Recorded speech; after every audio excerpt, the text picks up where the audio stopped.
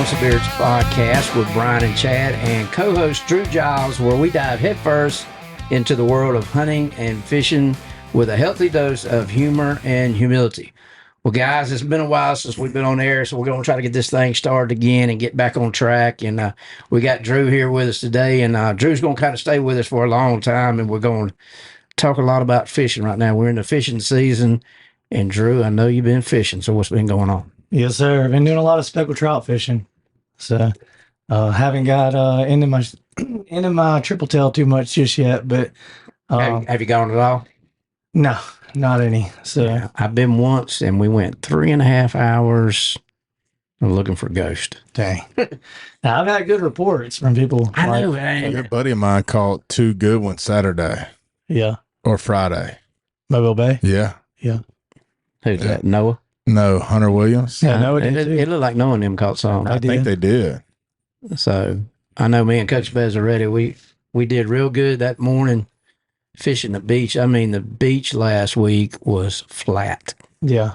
I mean, we were able to fish the Gulf, and we were using we were closer to Dolphin Island, and we were using live croaker, and it was on fire.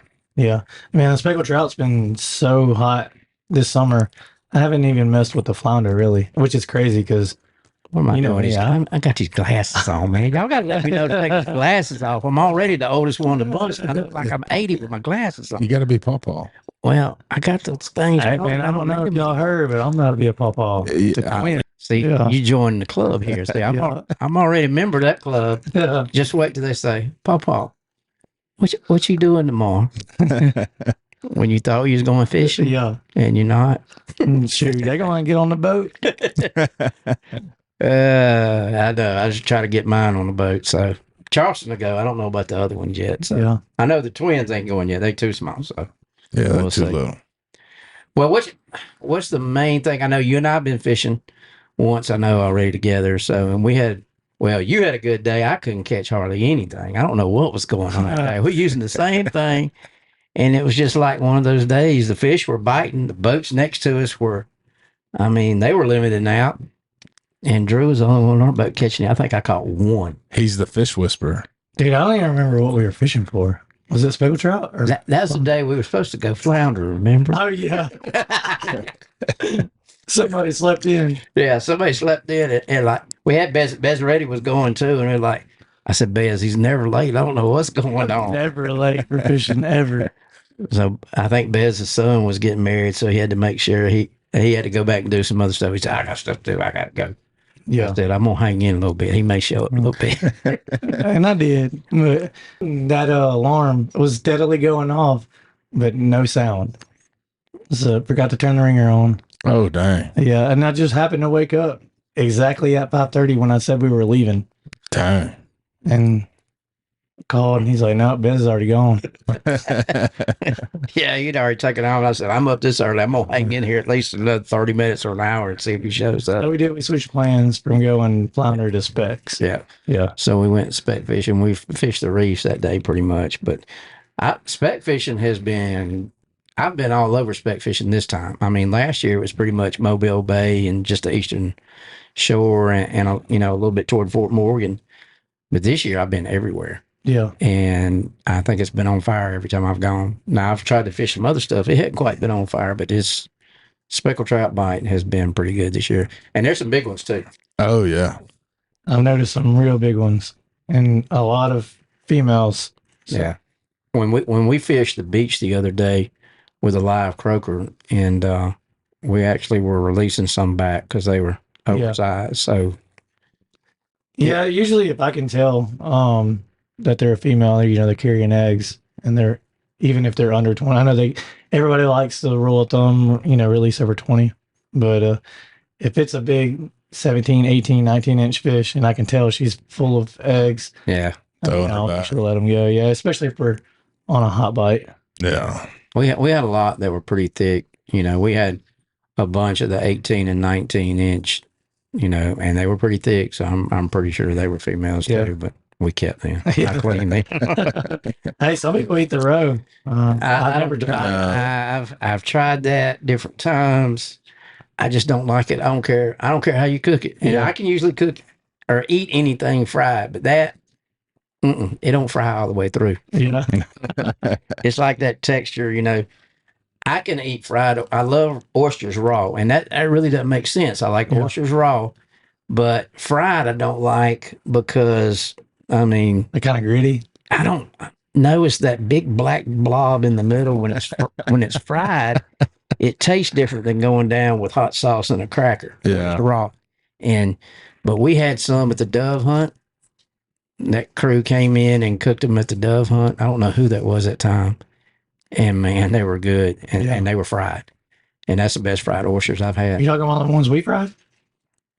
It was one of the dove hunts this year that we had at the farm. That was me and Chris. We fried those. Well, they were good. Then I get Drew to fry my oysters every time. I get Drew to do my oysters, and I get Brad to do my sushi. Oh, there you go. Which I went and saw Brad last night and got me some sushi. Heck yeah. But the speckled trout bite.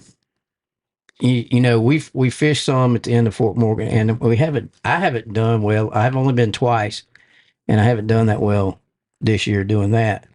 That's the only time speck fishing that I haven't done well. I don't know. Water was real dirty one time, and the other time the wind was real bad, and that current, as soon as I threw in, that bait would just fly by. It was gone. Yeah. I talked to some people today and asked if that have been fishing down there and asked if they've had any luck like we did last year, and they said no. Yeah. I'm debating like we and Bez when we took those live. I'm debating about taking a live croaker down there and see what happened. Yeah. And just free line them and let them, drift in the current and see what that does. But I don't know. But anything as far as trout, everything I've used has pretty much been working, whether it's live bait or using jigs or whatever, soft plastics. Everything's been working. We were on a reef just a few days ago, and we were throwing soft plastics, wouldn't touch them. Boat across from us, throwing live bait. And this is the only trip I've been on where soft plastics haven't worked.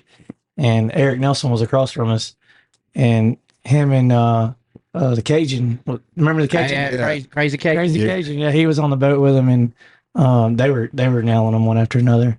And they were like, "Man, you don't have any live shrimp on that boat?" I was like, "We do, but I'm trying to save them for Tripletail." I wanted to go Tripletail fishing after that, and I had my little cousin and uncle from Chicago on the boat with me, and they just wanted to catch fish. So I was like, "Well, the fish are here. We might as well go ahead and spin these live shrimp on." And as soon as we started throwing live shrimp, start catching fish.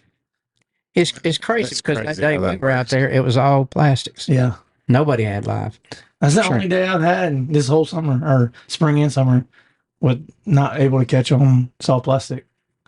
What about flounder? You been doing that lately? None. Been on the specs. I've been 3 times.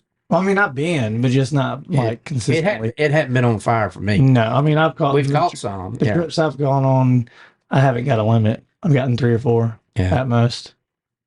But it's only been a handful of times. Yeah. But I haven't been going consistent like I had been in the last few years. Right. I think everybody's fishing for flounder now. So many people are doing that. It's like, because we went a couple of weeks ago. We went a couple of weeks ago. We changed our plans. Water was getting pretty rough. That wind started coming out of the west pretty bad, and it was getting rough. Yeah. So we actually trailered up, and we were going to go back down and try to fish some flounder. And we got there, and there's like, everybody's flounder fishing. Right. I mean, you looking on one side, there was 5 boats over there. You look on the other side, there was 5 boats there. Yeah. We got to find somewhere new to go. And have you fished in Florida yet? For flounder? I have not, but I've been invited to go over there by a guy that does really well in Florida. So after your invite and your actual fishing trip, then you need to, maybe that's our new venture. Yeah, he's big into redfish and flounder. So I have not caught a single redfish yet either. Really? Yeah, I hadn't really been. I mean, I've been really targeting specks and flounder and hoping I would catch a redfish, but I hadn't caught any. Have you? Just on the lights at night. I feel like you hadn't really been targeting them. Yeah, that's usually the only time I've really caught a lot of redfish has been on the lights at night. Yeah. So it really hadn't been. It's been spec. But I'll take it. My whole freezer's full of spec. I know that. Yeah. And you vacuum seal them?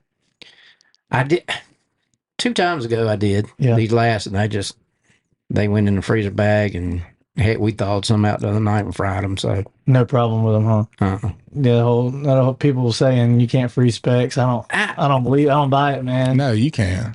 You can't freeze squash. That I know. I tried that 2 summers ago. You can't freeze squash. I don't. I've tried to freeze white trout before, and that didn't work. That Yeah. turned into a mushy I bag. can see that. Yeah, Yeah. Speckled trout's thicker and firmer though. So. yeah. Because all these fillets we've had, they've all been thick, Yeah. so I ain't much of a problem there. Yeah. They thaw out pretty good. So, but I need to get back on the flounder. I need to get on some redfish. I need to be successful with the triple tail. Speaking of triple tail, what we got going on? Man, so this year the tournament that Saltwater Fanatics and the Fever, the tournament we put on together on the Causeway, we got permission. In years past we've collected live flounder. Yeah, I know. I And- remember doing that last year, and that was kind of neat watching those come in. It's pretty cool, man, because the state works alongside of us, and the state gives us, a voucher to print out. And if you're fishing in the tournament, you get you're able to print that voucher, take it with you, and as long as you have that on board with you, you can keep any flounder, any size, as many as you want, attempting to keep them alive. And you bring those in, and we do a live collection, and then take them to the hatchery. And we've released well over hundreds of thousands of flounder in the last couple of years just from collecting on that one tournament. Yeah, I noticed there was a bunch come in last year. How many did you have last year? You remember? Man, I want to say the year before last was the highest year ever. I think it was 80 something. Yeah. This last year, I think we were around 60. But I knew it was a bunch. yeah, and then we ended up I'd have to ask Justin the exact number, but last number I heard it was like over 300,000 flounder were released in the last few years. Wow. So all on our local waters. Right. So it's pretty awesome. And then now we got the call the other day. Justin got a call that they want us to do Tripletail now. So we're gonna be you'll have a Hey, voucher. Before we talk to about the triple tail, Yeah. When we release the flounder back, are they tagging them or what are they doing? No. So like they're not tagging those. That's the CCA deals with the tagging. Mhm. Now the CCA does work with us there as well, and some fish do get tagged and released when they're there.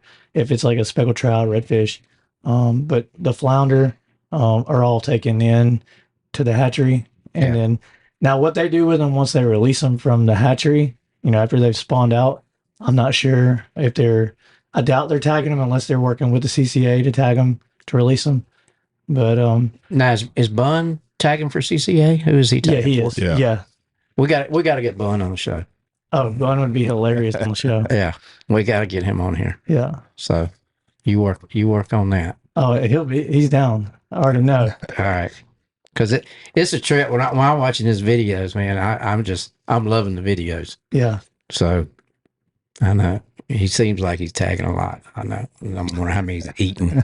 Yeah. He does pretty good. All right, back to the triple tail. My bad. I got you Oh, off. no, you're good. You're good. So yeah, we got like I said, Justin got the call that they want us to collect Tripletail this year. So we'll be collecting those and handing them over to Claude Petit Hatchery, and they take them. Where's that out of? They're in Orange Beach, Gulf Shores. So either Orange Beach or Gulf Shores. I believe they're Orange Beach. Okay. But and then Alabama Marine Resources are the ones that collect them in a live tank, and then they transfer them over to the hatchery. Now is that? That's not the big tank. It's a massive It's tank. the one that Justin has on display. No. That's just his. personal. Okay. Yeah. Okay. No, that's just Okay. I know the other tank. Okay. yeah, I the remember. big, Okay. the big like stainless steel one. Yeah. So if anybody wants to come out and check, that's really cool to see. They'll let you stand up on the trailer and take a That's look. right. over I forgot about that last year. I stood up on the trailer and looked at all those Sitting fish. with the flounder. Man. Yeah, it's pretty neat. Yeah. And I think last year, man, out of all the flounder that were collected, I think only one didn't make it. So That's real pretty good. awesome. I'm just hoping I can get one to make it if I'm trying to bring one Yeah. back. And that says something for our anglers too, that they're really trying hard to keep them alive. Right. doing what they need to, which flounder are pretty hardy. Yeah. Biggest thing this time of year, I guess, is, you got to make sure it's aerated, but that heat too, Keep it you got to cool. keep that water cool. Yeah, keep it cool. Mhm. I know that we were trying to keep our water cool the other day, and it was just to keep the bait alive, and that was a chore. Where people mess up is they'll dump Just ice, ice, and you right? can't do that. Can't do at that. It's fresh freshwater. water. Yeah. So you don't want to freeze, 2-gallon jugs or milk jugs, or not 2-gallon, but 2-liter 2 liters. Coke bottles, Yeah. and then put them in there. So keeps that water cool. So I don't know if you mentioned this about the triple tail, but the size, so you can keep undersized. Undersized too, yeah, and as many as you want. So, As many as you want. yeah, that'd be pretty cool. So, yeah. So is that going to be a category in the tournament, like the live flounder coming? We haven't even discussed that, but I'm sure we're going to add it if it's not, because we do it with the flounder, and Right. it's super cool. We have a lot of people that do it, that fish that tournament just to see how many Right. live flounder they can bring in. Right. So it'd be neat. I mean, triple tail's a little harder. You're not going to bring in 12. a bunch of triple tail like you do, especially when everybody's out there fishing. I just for the tried to thing. bring in one the other day. Yeah. I'm like, my goodness. I got to fish the right spots. I don't know. We looked. We probably hit 4 or 5 logs. Water was pretty dingy. We were closer to Dolphin Island than in True Mobile Bay, toward this way. And we had all the poles, barrels. I mean, everything. Not a single. Did y'all fish popping cork only, or a cork under a cork, slip cork? Yeah, we had slip cork. You didn't try freelining at all? Mm-mm. Is that where it is? That's what I do, man. I'm not a lot of people triple tail fish like that. So Which way? The cork or the no, freeline? freelining. And I've taken buddies out that have, triple tail fished before, and they're like, "You don't have a cork on?" I'm like, "No." If I can see them, I like to feed it to them, bring it to them, and with very, very little weight on it. And whenever I'm dropping down, if I'm blind casting them, it's kind of like sheepshead fishing is how I approach it. It's just enough weight to take it down. Yeah. Underneath the buoy or whatever I'm fishing under. No, every time I've been, we're using that slip cork. So Yeah. maybe we need to change free line. I know those croakers the other day were free line, and that was a ticket. Boy, man, that was fun. I like starting at the bottom and then work my way up Mm-hmm. the water column with that. And it's a little easier to do when you're freelining versus trying to do it with a cork and having to change the depth of the cork. Yeah. Well, that slip cork, you kind of, I don't know. We had them set to where they were running pretty good, where it's running pretty good depth on it. Yeah. It would slide that far up. I know I got hung up about 2 or 3 times. I think Bez was getting mad at me. Too close to the chain. I was all the way up, in it. So that's where he told me to keep the cork, but I kept getting hung up. Yeah. So Y'all didn't even come across anything. didn't see one. No bycatch? Mm-mm. With live shrimp. Live shrimp. That's wild. And hey, we even, because nobody had, whatever week that was, either last week or the week before, whatever it was, nobody was having live shrimp. Yeah. We could, because remember we had all that rain or whatever, and it was a problem getting bait. So we went all the way, over on that side, and we got the croaker, we got the shrimp, but they put 2 big, these shrimp, I should have took a picture of them with my hand beside them. It's the biggest shrimp I ever seen in my life. And they had a whole tank just of these big shrimp. And I just paid for it all, so I don't know what cost what or how much they were a piece, but she just put like 2 of those in there. And I was like, my gosh, they were huge. Take them home, eat them. You could have put them on a skewer and whatever you'd say that. You could have just laid them on the boat, let them heat up. Let them cook right there. But man, they were awesome. But no triple tail. I thought for sure I was going to catch the biggest triple tail I've ever seen in my life. Have you caught a triple tail before? Yeah. Yeah. Keeper or small? No, undersized. Yeah. Everything. I think I've caught 2, and they've all been undersized, which I haven't gone that much. Yeah. So I think I've been 5 times maybe. And I should have more triple tail than that. Yeah. But I don't know. I've never caught one. So Guess who's going tomorrow? you. Yes, sir. First time this year. Hopefully it works out. Yeah. Well, I see you ain't going on your boat. I'm not. You seen that? I saw that. Man, that was rough. Did Chad, you know what happened? Mm-mm. Did you see his boat out there? Uh-uh. You didn't pay no Oh, attention to it. The Tell me. axle gone. The what is the axle? Axle, yeah. So I'm using I bought a temporary boat to fix my. I bought a temporary trailer to fix my main trailer because it needs bunk work done on it. Well, I don't want to be out of my boat with it on jack stand, so I was like, well, I'll just buy another trailer as a temporary trailer and then fix my aluminum trailer. Well, went out, did some fishing, come back. So is that your And- temporary trailer that's messed up? It is. Oh, so you got two messed up then. Yeah. So, I mean, the aluminum one, it's usable. It's just the bunks are like all sliding around on it. So I need to get some welding done on it. Yeah, you need to fix that. But I mean, it would work in a pinch. I know, but you need to fix that. But the problem is getting it back over to that trailer. And this one here is stuck like Chuck. It ain't going nowhere. But I was pulling out of a parking lot and I noticed something started feeling funny. And I look in my mirror and I'm slinging sparks everywhere. Oh, And God. what the heck? Where did my wheel go? And so I pull over and behind Starbucks and into their drive-thru. Thankfully they were closed. And I'm get out the truck and I'm assessing the situation. And I have no wheel, but not just like no wheel, no hub. Like the whole axle, the end of the axle is off, gone. And I'm like, what the heck am I gonna do? And then this lady, I know it ain't funny, but this lady comes walking up and she's like grunting, carrying my wheel with the. She's like, "Sir, I think you lost something." you reckon? Did you say you think? So Oh my goodness! I ended up having to call a wrecker, and they come and loaded me up, and man, I didn't get home till 2 a.m. Cost me $800. Oh, that's the bad part. So now I gotta get a new That's- axle. All right. Now I'm going with a buddy tomorrow. All right. So you're gonna be able to tell us on the next episode about this tripletail. Are y'all going just tripletail fishing tomorrow? We may, depending on what it looks like offshore, we may go out first, get our 2 snapper each. Then come in and tripletail. No, we're going triple tail first. Oh, you are? Yeah, Okay. and that's the main objective tomorrow is triple tail. Okay. So All right. Well, maybe on this next episode that we do next, you can tell us all about the tripletail. heck yeah, hopefully. All right. Well, we appreciate everybody tuning in. And like we always say, if you're not in the woods or on the water, you don't know what you're missing.